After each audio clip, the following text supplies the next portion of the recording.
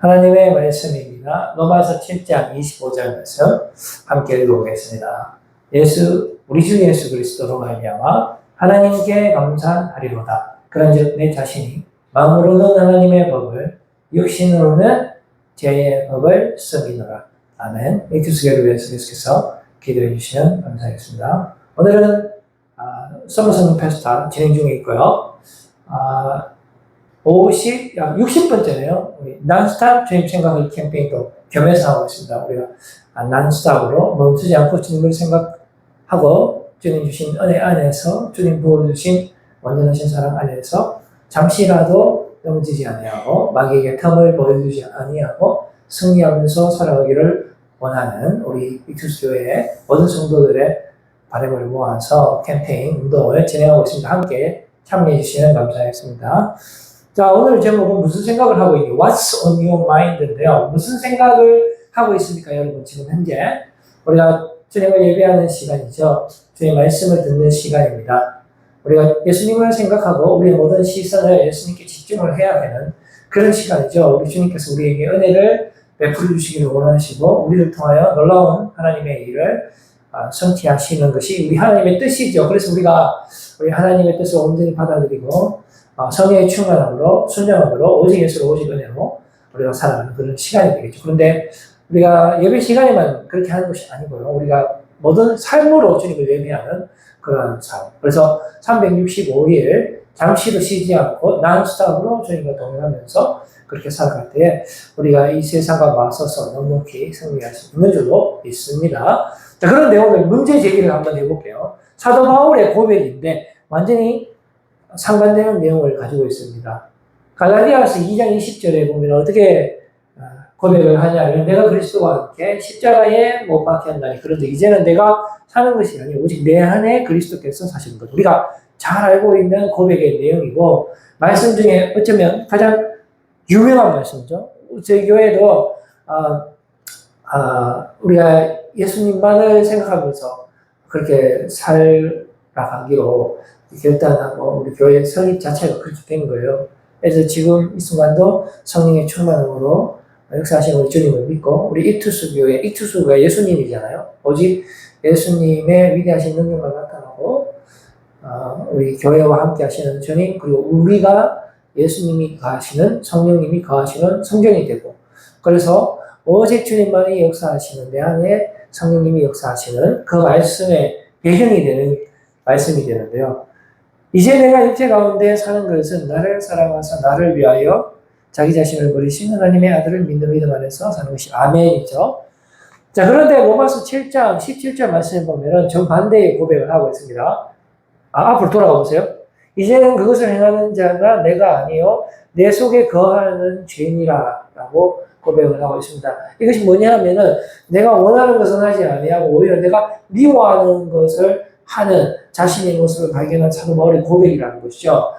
그랬을 때 나는 원치 않았는데 내가 지금 어디로 가는지도 모르겠고 또 어디서 왔는지도 모르겠고 결과적으로 내가 지금 어떤 행동을 하는지도 모르는데 가만히 관찰을 해보니까 죄된 행동을 한다라는 거죠. 근데 그것을 내가 마음으로 컨트롤할 수 있느냐? 못하는 거예요. 그래서 결국은 어떻게 고백을 하냐면은 그거는 내가 아니다. 왜냐하면 나는 원치 않는데 내 몸이 원해서 하는데 내 육체가 나를 사로잡아가서 나는 정말로 공고한 사람이 되었기 때문에 이것을 결과적으로 표현하면 내 안에 두 개의 법이 있는 것 같고 그 육체의 법이 나를 사로잡아 간다라고 하면서 그 육체의 법을 전체적으로 컨트롤하는 힘은 바로 죄다라는 것이 사탄 마귀다라는 고백을 하고 있습니다. 그러니까 너무나 상반되지 않습니까? 내 안에 성령님이 거하시기도 하고 또 어떤 때는 죄가 거하기도 하고 이게 어떤 고백이 맞는 고백일까요? 그 다음 PPT 한번 보여줘보세요. 마찬가지입니다. 여기서 보면 그럴 수 없느니라. 뭘 없느냐면 내가 내 몸을 죄악된 삶에 그냥 내던져서 세상의 유혹과 방탕 가운데서 그냥 휩쓸려갖고 살도록 놔두면 안 된다는 것입니다. 우리는 하나님의 사람이기 때문에, 하나님의 자녀이기 때문에, 어둠에서 빛으로 옮겨진 사람이기 때문에 주님의 사명을 감당하면서 주님께서 주시기를 원하시는 그런 영원한 생명의 축복을 누리고 또한 우리가 축복의 통로가 되어서 사람들을 어두운 가운데 있는 사람들을 주님의 품으로 돌아오게 하는 축복의 통로가 돼야 되는데 그렇게 살 수 없는 우리의 연약한 모습을 발견했을 때에 하는 고백이죠. 그럴 수 없는 이런 죄에 대하여 죽었다라고 고백하죠. 죽은 우리가 언제 그 가운데 살래요? 우리가 생물학적으로 죽음이라는 것은 모든 것을 멈춘다라는 의미잖아요. 근데 분명히 죽었는데 어떻게 내가 또 죄악된 생활을 할 수 있단 말인가? 죄의 지배를 당할 수 있단 말인가? 내가 원하지 않는 것을 할 수 있단 말인가? 라는 그런 아주 고민에 가득 찬 그런 고백이 되는데 이런 고백이 우리 안에도 있죠.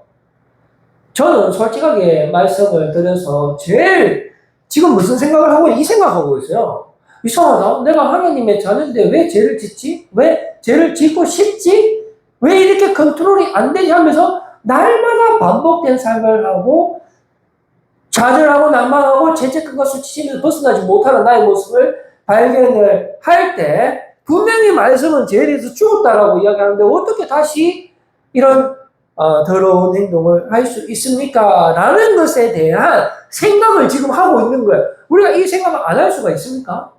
우리가 지금 우리 두뇌를 이 도표로 나타내면 솔직히 딱 반입니다. 반은 악한 생각, 반은 선한 생각 하고 있지 않습니까? 이게 누가 공존하고 있지 않습니까? 우리가 이렇게 거룩하게 주님을 예배할 때는 그나마 한 51% 정도 주님을 생각을 할까요? 그렇게 안 될 수도 있어요. 우리가 지금 예배 드리는 이 순간에도 집에 내가 가스레인지 불 켜고 왔나 끄고 왔나 생각하잖아요. 그리고 여러 가지 제약된 생각들이 나의 목을 조여오지 그런 모습을 볼 수 있잖아요. 너무나 모순적인 모습이죠. 보십시오. 만일 내가 원하지 아니하는 그것을 하면 이를 행하는 자는 내가 아니고 내 속에 거하는 자. 뭐 이중인격자입니까? 지가 해놔 놓고 내가 안 했다. 그럼 누가 했는데? 내 안에는 죄가 있다. 그건 누가 들어줍니까? 그건 성님이 안 돼요. 그 사람 잡아가야 돼요, 그냥. 율법에 의해서 돌로 맞아 죽어야 됩니다. 나는 죽이지 마세요. 나는 원치 않는데 내 몸에 있어요. 그럼 없다니까요. 이 처벌받아야 돼요. 그 다음 PPT요. 자, 계속해서 또 이렇게 상반되는 내용을 계속 나옵니다. 사도 바울만 이런 고민을 한 게 아니에요. 우리가 지금 이 고민을 해야 됩니다. 우리가 무슨 생각을 하죠? 지금 이 생각을 해야 되는 거예요. 보십시다. 이 생각에 대한 정의가 내려지지 않으면은 우리는 날마다 죄책감과 수치심에서 벗어날 수가 없어요. 예배 드릴 때만 거룩하고 밖에 나가서는 또 집니다. 또 손 들고 주님 앞에 옵니다. 이거 몇 번 해야 돼요? 우리 예수님은 영원한 대제사장으로서 보혈의 피로 말미암아 우리가 완전히 구원받았다라고 하잖아요. 그래서 더 이상 양과 염소의 피가 필요 없는 영원한 속죄의 대제사장이 되시는 분이잖아요. 근데 왜 또 우리는 또 죽어야 되죠? 내일 또 죽어야 되고 사도 바울이 나는 날마다 죽도록 하죠. 왜 날마다 죽습니까? 예수님 죽었으면 끝났지. 처음이자 마지막인데요. 이해가 됩니까? 안 돼요. 좀 보십시오. 이는 그리스도 예수 안에 있는 생명의 성령의 법이 죄와 사망의 법에서 너를 해방하였다라고 분명히 선언하잖아요. 자, 그런데 이거 보십시오. 오라 나는 공부한 사람이로다. 이 사망의 법에서 누가 나를 건져내? 아무도 못 건져내는 거예요. 여러분, 이 두 말씀 어떻게 받아들여야 될까요? 자, 육신의 생각은 정리해 봅시다. 그 다음 PPT요. 육신의 생각은 분명히 사망입니다. 맞죠? 자, 그러면 영의 생각은 무엇입니까? 생명과 평안입니다. 우리가 지금 어떤 생각을 하고 있습니까? 두 가지 다 같이 생각을 하고 있는 거예요. 영의 생각은 생명과 평안과 겹성과 인내와 사랑과 믿음과 소망과 이런 거, 성령의 열매 이런 거 생각하죠. 그런데 우리의 육신의 법에 의하면은 음흉한 것 얼마나 생각해야 합니까? 이기심, 탐욕, 불의, 조작, 선동, 혐오 얼마나 많이 합니까? 우리 교회에서 좌파 우파 안 나눠집니까? 나눠지잖아요. 솔직하게. 예배 드릴 때만 조용하게 밖에 나가보이소. 우리 집사님들 장로님들 두 파로 안 나가십니까? 어떤 사람은 우리 윤석열 대통령 좋아하고 어떤 사람은 윤석열 대통령 윤자만 들어도 막 싫어. 이거 뭡니까? 이거 어떻게 설명할 수 있습니까? 이게 바로 육신의 생각과 영의 생각이 공존한다는 증거예요. 육체는 감옥입니다. 제가 천식이 있거든요. 잠잘 때마다 죽겠어요. 숨을 못 쉬겠다니까? 그러면 내가 이 천식 하기 싫어. 그래가 내 육체에서 내 영혼이 빠져나갈 수 있습니까? 못 빠져나갑니다. 내 마음은 나가고 싶지. 내 몸 키도 170도 안 되고 천식이 있고 뭐 피부도 새까마니까 내 몸 바꿔야 되겠다. 안 바뀝니다. 그냥 이거 살아야 돼요. 그렇지 않습니까? 그리고 풀은 분명히 마르고 꽃은 시듭니다. 모든 육체는 풀이잖아요. 그리고 그 모든 아름다움은 꽃과 같이 시드는 거예요. 안 죽는 사람 있습니까? 그런데 정말로 신기한 것은 우리가 이렇게 시드는 것은 여호와께서 기운을 불었고 시들게 하시는 거예요. 하나님께서 우리 다 죽을 부는 거예요. 우리 밖에 예쁜 꽃들하고 화단들마다 강아지 불도 많이 있잖아요. 그거 가을 되면 다 시들 죽을 거예요. 누가 죽이죠? 햇빛이 죽일 거잖아요. 햇빛은 누가 만들었습니까? 하나님이 만들었죠. 그러니까 하나님의 기운이 훅 부르면 다 죽어부는 거예요. 이해됩니까? 하나님이 우리 만들어 놓으면 언제고 왜 또 죽입니까? 왜 또 죽입니까? 죄에 대해서 죽이는 거죠. 그리고 의에 대해서 다시 살려주시는 거죠.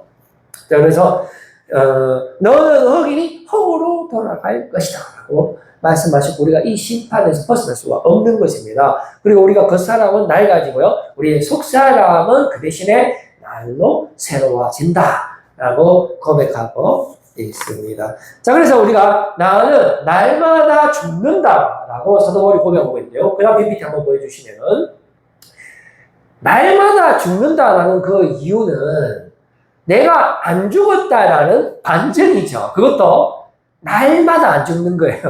그러니까 오늘 자고 일어나면 그 다음에 또 죽어야 돼요. 1시간 간격으로 짜게야 돼요. 1시간 또 막 살아나. 그럼 죽여야 돼요. 그 다음에 10분 간격으로 짜기는 사람이 있습니다. 초간격으로 잘라야 돼요. 그래서 매 초마다 나를 죽여야 돼요. 그 반대말은 뭐죠? 매 시마다 하나님을 생각해야 돼요. 그래서 난 스탑 주님 생각하기 운동은 필수입니다. 이거는 뭐 선택사항이 아니고요. 자, 그러면 난 스탑으로 주님 생각하기 안 하고 오게 됩니까? 틈이 생깁니다. 그 틈은 이미 끝난 거예요. 그 틈을 통해서 사탄 마귀가 들어오는 거죠. 그래서 순식간에 무너집니다. 여리고성이 무너지듯이. 그런데 우리가 어떻게 난 스탑으로 주님을 생각할 수 있습니까? 못합니다. 근본적으로. 우리가 육의 사람이기 때문에 내 안에 죄가 살아있기 때문에 못하죠. 그럼 어떻게 하면 되죠? 성령의 충만함으로만 할 수 있습니다. 예수 안에 있는 생명의 성령의 법이 최상위 법이에요. 성령님께서 우리에게 기름을 부어주시고 우리가 함께 하시고 성령님 우리를 컨트롤하고 통제하시면요. 빛이 우리 안에 들어오시면 어둠이 순식간에 물어가지는 줄로 있습니다. 그럴 때 우리가 난스탑으로 주님을 생각할 수 있게 되는 것입니다. 그러니까 난스탑으로 주님 생각하기 운동의 정확한 표현은 난스탑 주님이 우리 생각하기. 그것은 100% 은혜죠. 그것을 우리가 깨닫자라는 그런 의미가 되겠습니다. 자, 그러면은 그 다음 PPT 한번 줘보세요. 그래서 이제 우리가 육체는 유지가 된다라는 결론에 도달하게 됩니다. 자, 우리가 죄에 대해서 죽었다라고 고백을 했잖아요. 근데 누가 죽었을까요? 잘 생각해 봅시다. 마음이 죽은 거지. 우리가 죽은 게 아니라. 자, 마음의 법이 있고 육체의 법이 있는데 우리가 죄에 대해서 죽었다라고 표현할 때는 내 마음의 법에 의거한 표현이에요. 그러니까 내가 하고 싶지 않은 일을 하는 거예요. 그래서 누가 죽었냐면 죄가 죽은 게 아닙니다. 여러분, 우리의 육신이 죽었으면 지금 움직일 수 있습니까? 못 움직이죠. 우리 육체는 막 피가 막 전신적으로 막 펄펄펄펄 끓고 있잖아요. 지금도 온갖 더러운 생각하고 있잖아요. 우리의 몸이 죽은 게 아니라는 것입니다. 내가 죽은 거예요. 몸이 죽은 게 아니고 내 생각이 죽은 거예요. 내가 죄에 대해서 죽었다라고 하는 말은 내가 더 이상 죄를 짓지 않겠노라라고 결단하는 것이고 내가 주님께로 돌아가겠다라고 결단하는 것입니다. 그런데 마음은 결단했지만은 몸은 결단을 못하는 거예요. 계속 돼지 지엄년에 먹는 겁니다. 그럼에도 불구하고 사도 바울처럼 열심히 노력하면 되느냐? 안 됩니다. 우리 마음이 육체를 이길 수 있을까요? 못 이깁니다. 사도 바울이 뭐라고 이야기합니까? 막 왔다 갔다 하다가 7장 마지막에 어허라 공고한 자로다 누가 나를 이 사망의 몸에서 건져내랴 없다는 것입니다. 그러면 누가 할 수 있어요? 오직 예수 그리스도만이 할 수 있는 겁니다. 오직 은혜로만. 생명의 성령의 법으로만. 그것이 최상의 법이기 때문에. 여러분 믿으십니까? 성령이 우리에게 충만히 임할 때 우리가 승리할 수 있는 거지. 그 어떤 세상의 행위와 노력으로도 우리는 우리의 몸과 이 시스템과 원리적인 것, 산수적인 것, 절대로 물리적인 것을 벗어날 수 없다라는 사실을 우리가 깨달을 때 우리의 믿음이 더 견고해지는 겁니다. 못 모르고 내가 예수를 믿었으니까 내 몸과 마음이 이제 완전히 주님께로 간다 하고 휘도니고 돌아다니게 보세요. 바로 넘어집니다. 아이고 안 되네. 지푸리 넘으면 됩니다. 작시삼인데 작시삼에. 그래야 교회 안 나옵니다. 그러고 하면 안 되고요. 어떻게 해야 되느냐? 몸의 속량을 기다려야 되죠. 이거 언제 나죠? 우리 예수님께서 다시 오신다고 말씀하셨는데 그날 됩니다. 지금 당장 되는 게 아니에요. 보십시오. 피조물이 고대한다 했잖아요. 우리뿐만이 아니라 우리 예수님께서 모든 세상의 만물들을 만드셨잖아요. 그 만물들이 다 왜곡되고 굴절되고 다 치명적인 그런 충격을 받아서 죄의 공격에 의거해서 사실상 죽은 거나 마찬가지란 말이죠. 그런데 언제 그 모든 만물들이 회복이 됩니까? 우리 주님께서 마지막 날 다시 오셔서 심판할 때 그 모든 것이 온전히 회복되는 거예요. 그럼 지금은 뭔데? 지금도 이미 예수님께서 오셨죠. 그래서 우리 안에 성령님을 보내주셔서 우리가 비록 몸은 시들지만 주의 말씀은 영원하다는 걸 알고 있죠. 세상의 피조물도 마찬가지입니다. 비록 우리 집에 고양이 키우는데 고양이가 말을 못하지만 눈빛을 보세요. 기다리고 있다니까. 그러면 어느 순간 지도새도 모르게 우리 주님께서 오시는 건 아무도 모른다 했거든요. 항상 깨어있으라 했잖아요. 그렇게 해서 주님께서 오실 때에 모든 회복이 일어나게 된다는 것입니다. 그래서 다시 살리사 새 생명 가운데서 행하게 하려 함. 미래형이잖아요. 자, 이거는 또 가정법입니다. 가정법. 실제로 그렇게 된다는 것이 아니고 가정적으로 표현한다는 것은 현재 사실의 반대를 말하는 거잖아요. 그러면 뭡니까? 현재는 그렇지 않다라는 것을 우리가 인지를 해야 되는 거죠. 죽으심과 같은 모양으로 연합한 자가 되었으면 그의 불화가 같은 모양으로 연합한 자도 되리라라고 표현하기 때문에 결과적으로 육체는 유지된다는 것입니다. 여러분, 나사로 사건 알죠? 나사로 사건. 나사로 사건이 우리 예수님께서 친구 중에 가장 베스트 프렌드가 나사로입니다. 상당히 나사로가 많이 착했던 모양이에요. 뭐 별로 나사로에 대한 언급이 성경에 거의 없습니다. 어떤 학자들은 나사로가 낯서기 싫어하고 너무나 착해 갖고 정말 예수님의 친구 중에 친구라서 막 나대고 이래 안 해갖고 안 나왔다 뭐 이렇게 된 글도 제가 본 적이 있습니다. 자, 아무튼 나사로가 그런데 죽어버립니다. 그런데 우리 예수님께서 다시 살려주시죠. 놀라운 기적입니다. 우리 예수님께서 수많은 기적을 했지만 어떻게 보면 나사로를 살리는 기적이 최고의 하이라이트라고 볼 수 있죠. 우리 예수님께서 이제 예루살렘에서 고난과 순환을 받기 바로 전에 있었던 사건이기도 하거든요. 자, 그래서 나사로가 살아났기 때문에 수많은 사람들이 따라다녔습니다. 실제로 우리 예수님께서 나사로를 살리고 예루살렘에 입성하기 직전에 베다니가 나사로의 고향인데요. 베다니가 예루살렘 입구에 있었거든요. 그래서 우리 예수님께서 일주일 동안 이제 마지막 사명을 감당하시고 십자가의 길을 가시기 직전에 베다니에 들립니다. 그때 나사로의 집에 가는 거예요. 그래서 사람들이 예수님도 보러 왔지만은 또한 대부분의 사람들, 상당히 많은 사람들이 나사로를 보러 왔다는 것입니다. 왜냐하면 죽었다가 살아난 사람이니까 얼마나 신기하겠습니까? 그런데 별 소용이 없어요. 왜냐? 또 죽었거든. 나사로 지금 계속 살았다는 소리 봤습니까, 여러분? 아무 의미 없는 거예요. 예수님이 죽었다가 살아 그냥 샘플이에요. 죽었다가 살기 너무 뭐합니까? 또 죽을 거 차라리 그냥 가보다 돋구지. 의미가 있습니까, 이거? 넘어있죠? 그러니까, 여러분, 이거 보십시오. 잠자는 자의 첫 번째 열매는 누구냐면 바로 예수님을 의미하는 건데, 두 번째 열매가 있습니까? 없어요. 없습니다. 자, 그 다음 PPT 한번 줘볼래요? 너무 집착하지 마시기 바랍니다. 우리가 죽고 사는 문제, 어떻게 보면 우리 인간이 다룰 수 없는 문제고 너무나 큰 문제지만, 그러나 나사로 사건을 통해서 우리 주님께서 주시는 교훈이 두 가지가 있다고 생각하면, 첫 번째 영원성이죠.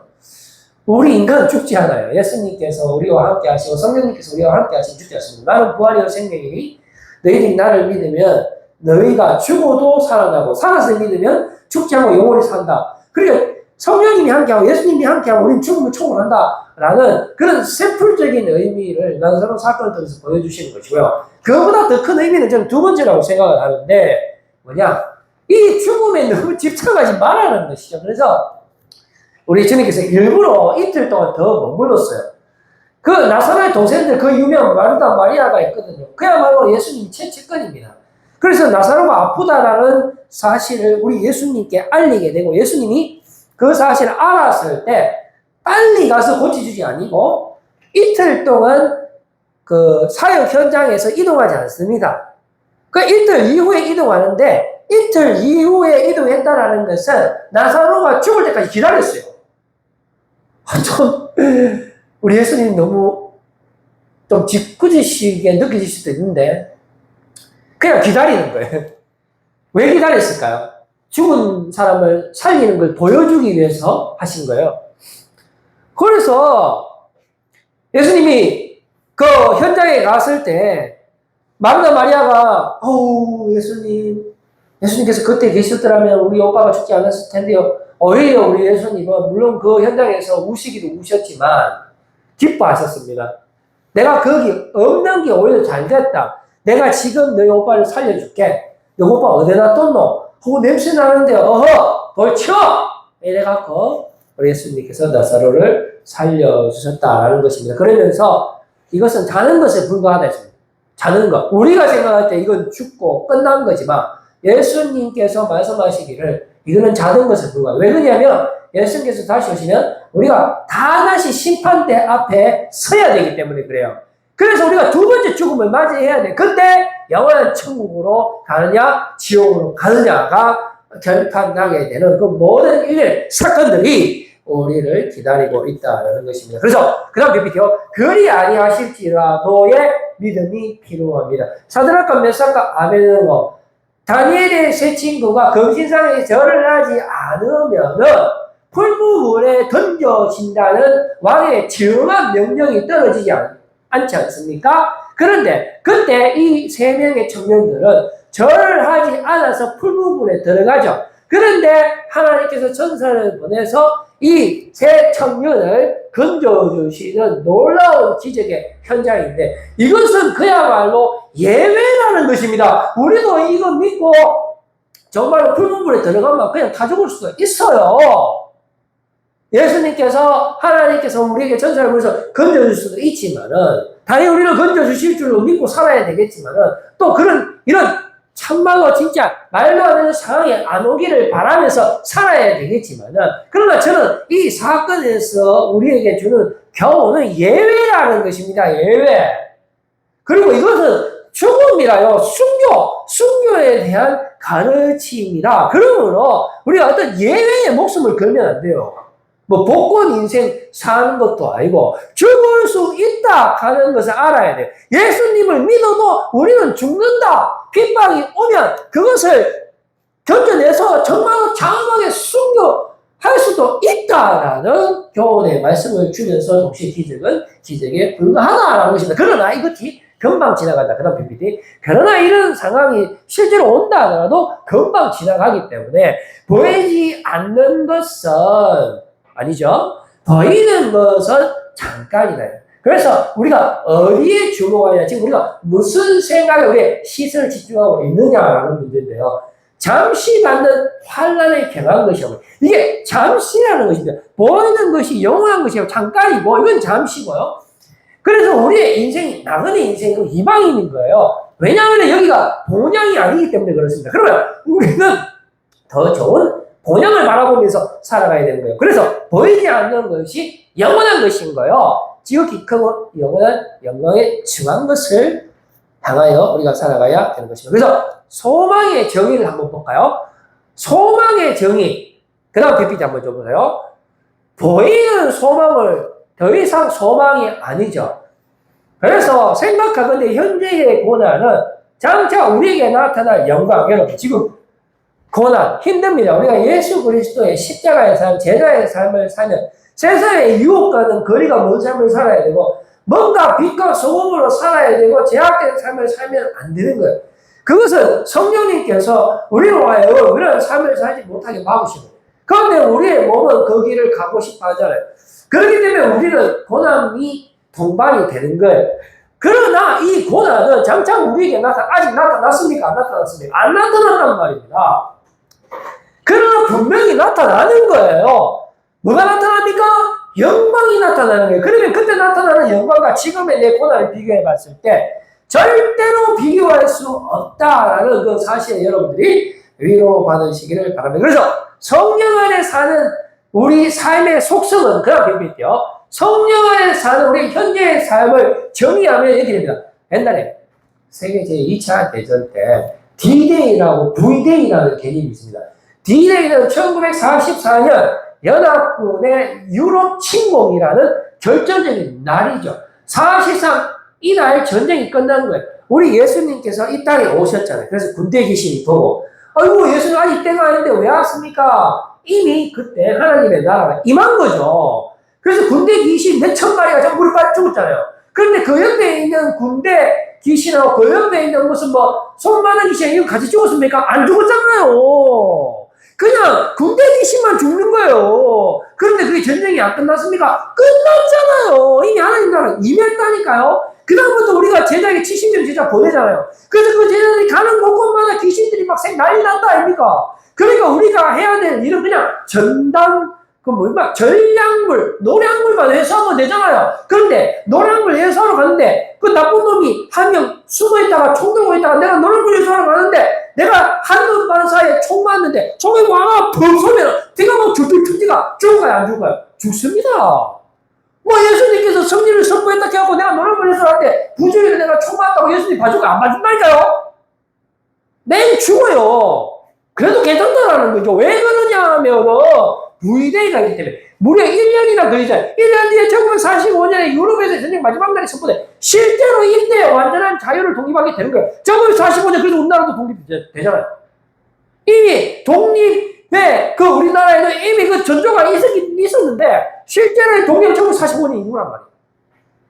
그래서 예수님께서는 전부 다 장단들을 불구하고 우리에게는 여전히 치명적일 수가 있다라는 점을 우리가 감안하고 살아가야 되겠죠. 자, 그 다음 PPT. 자, 그래서 우리는 부활만 바라보는 사람이에요. 오직 부활만 바라보는 사람이란 말이에요. 그런데 문제는 이 부활의 능력이라는 것이 이 세상 가운데 나타납니까? 안 나타나죠.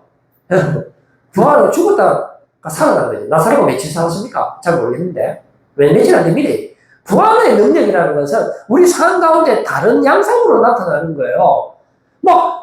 귀신처럼 그런 부활의 능력은 우리의 육신의 삶과는 맞지가 않다는 것이죠. 그래서 우리는 부활되면 가장 불쌍한 사람. 부활이 없으면 왜 됩니까? 예수님도 다시 살아나지 못하고, 그럼 전도도 아무 소용이 없고, 믿음도 헛것이 되고, 거짓말쟁이가 되고, 여전히 죄 가운데 우리가 살아야 하는 것입니다. 그래서 죽고 모든 것이 끝장나고 말지만, 그러나 우리에게는 부활이 있다라는 것입니다. 만약 그리스도 안에서 우리가 바라는 것이 다만 이 세상의 산물이면 모든 사람 가운데 우리가 더 불쌍한 자이르라라고 고백하고 있죠. 그래서 우리는 육신의 삶에서 부활을 빼고 살아야 돼요. 그야말로 부활은 있지만은 내 지금 육신의 삶 가운데 부활의 능력은 다른 양상으로 나타난다니까요.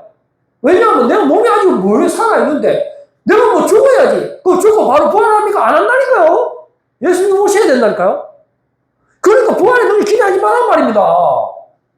부활 빼고 사네. 그럼 진짜 불쌍한 사람 맞잖아, 그러니까. 그러다 우리가 부활 능력이 없습니까? 있죠! 그래서, 부활의 소망을 두고 살아야 돼. 오직 부활의 소망은 보이는 것이 아니잖아요. 그래서 부활만을 바라고 사는 사람들, 가장 불쌍한 사람들이 맞다라는 것입니다. 그래서, 최종 결론의 말씀이 있습니다. 오늘 본문 말씀인가요, 이게? 한번 볼까요? 자, 제가 가장, 정말 심오한 말씀, 이게. 인간의 실존을 한마디로 그냥 정의해주는 말씀이라고 생각합니다. 우리 교회에서 그리스도로 말미암아 하나님께 감사하는데 왜 감사하느냐? 내 자신이 마음으로 하나님의 법을 육신으로 제 법을 섬기기 때문에 감사한다 이 말이에요. 감사하시기 바랍니다. 저도 감사합니다. 아이고 주님 와 이래 날 만들어 놨습니까? 그냥 뭐 데리고 가지 일하지 말고 아이고 주님 오늘도 나의 새로운 삶을 주셔서 감사합니다. 내 천식 안 나서 줘도 됩니다. 아이고 주님 힘들어도 여전히 주님이 다시 오시지요. 내가 기다립니다. 아이고 주님 학교에서 오늘도 시험 쳤는데 빵점이네요. 그래도 주님이 다시 오시죠. 기말고사를 좀 더 열심히 해볼게요. 내 뭐가 IQ는 100도 안 되지만은 그래도 열심히 해보랍니다. 이런 자세가 필요하단 말이에요. 예.